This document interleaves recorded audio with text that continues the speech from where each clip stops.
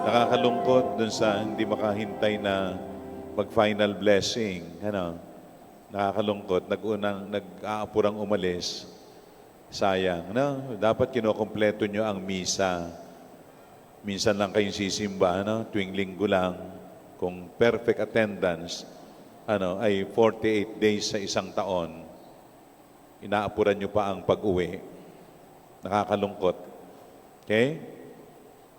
Yun lang. Nalulungkot lang ako kapag hindi natin naintindihan yung pagsimba. Hindi natin naintindihan. Nagpunta ka lang ba sa simbahan saglit? Sayang. Sabi mo, sisimba kayo. Kulang pa ng blessing. Okay? Pakisabi sa katabi, congratulations. Nagtiyaga kang tapusin ang misa. So next time, tapusin nyo ang misa, buong misa, ha?